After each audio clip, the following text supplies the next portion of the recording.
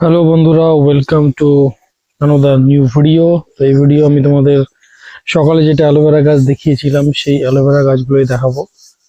তো অ্যালোভেরা গাছগুলো সকালে খুব ভালো করে দেখাতে পারিনি। আরো সকালে যে দুটো দেখানো হয়েছে সেই দুটো বাদেও কিন্তু অ্যালোভেরা গাছ আমার কাছে রয়েছে, সুন্দর সুন্দর অ্যালোভেরা গাছ। তো সেগুলো দেখানোর চেষ্টা করব। তো কেমন লাগছে এই ভিডিও তোমরা লাস্টে জানাবে।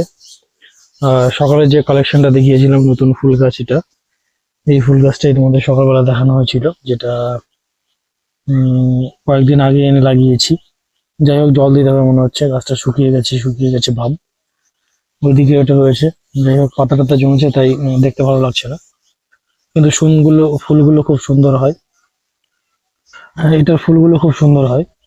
আর এটাকে আমরা আপাতত এটাকে লাগিয়েছি, এটাকে যত্ন হয়নি। যাই হোক, একটা গাছ ঢলে পড়েছে। তো যাই হোক, সমস্ত কিছু আজকে সমাধান করতে হবে।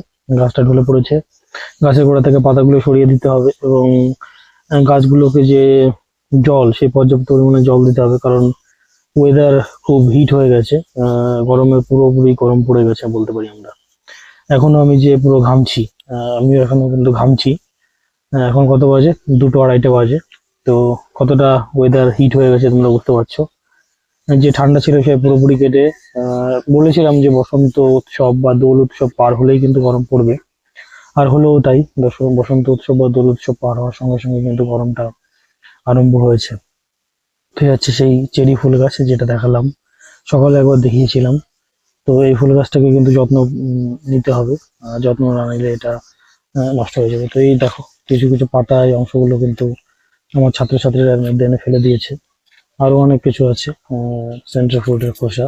আমার স্টুডেন্টরা টিউশন পড়াই, সেই স্টুডেন্টরা সব এখানে ফেলেছে হয়তো, এই যে এই সমস্ত কিছু। তো অ্যালোভেরা গাছটাকে একবার দেখাই, তারপরে কিছু গল্প করি। এই যে অ্যালোভেরা গাছটা দেখো কত সুন্দর হয়েছে, পাতাগুলো কত মোটা হয়েছে এবং কত সাবলীল ভাবে মনে হচ্ছে দেখে তোমাদের।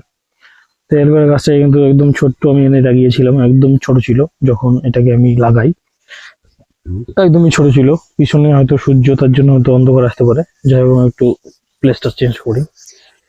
তো যেটা বলছিলাম সেটা হচ্ছে, এই অ্যালোভেরা গাছটাকে আমি ছোট্ট ডালায় নিয়ে আসছিলাম, ছোট্ট ডালায় এনে আমি তাকে লাগিয়েছিলাম। আমার কাছে দুটো চারাই ছিল। তো সেই চারা থেকে ধীরে ধীরে ধীরে ধীরে বড় হয়ে কিন্তু এখন আমার কাছে মোটামুটি 4-5টা অ্যালোভেরা আছে। এই যে দুটো দেখলে, এর পাশাপাশি আরো কয়েকটা রয়েছে, ওগুলো বড় বড় হয়ে গেছে এবং ছোট ছোট চারাও হয়েছে।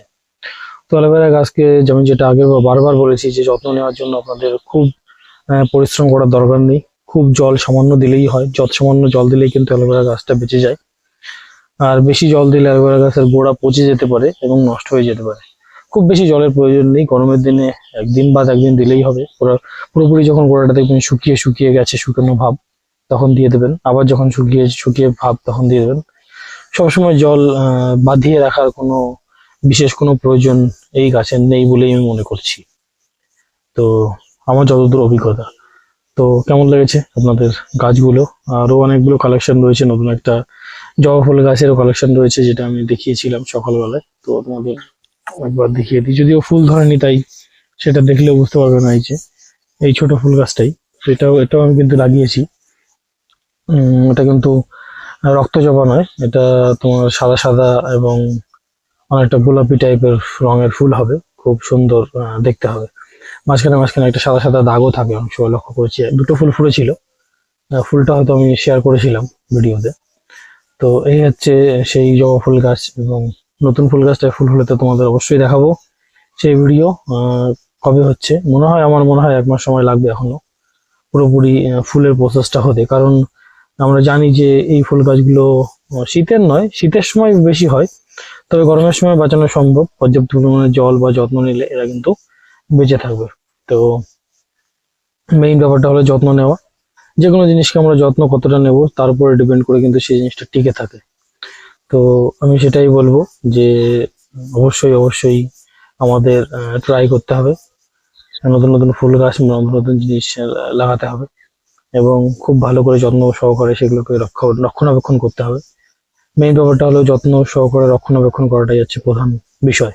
তো বন্ধুরা, এই বিষয়ে কি মনে করছো তোমরা? অবশ্যই সে বিষয়ে কমেন্ট সেকশনে কমেন্ট করে জানিও। আমি আসবো ফিরবো খুব তাড়াতাড়ি তোমাদের সঙ্গে নতুন একটি ভিডিওর মাধ্যমে। ততক্ষণের জন্য সকলকে বাই বাই, টাটা। নতুন একটি ভিডিওর জন্য অপেক্ষায় রইলাম আপলোডের জন্য। আপনাদের সকলের সাপোর্টের জন্য লাইক, কমেন্ট এবং সাবস্ক্রাইব আশা করছি। ধন্যবাদ।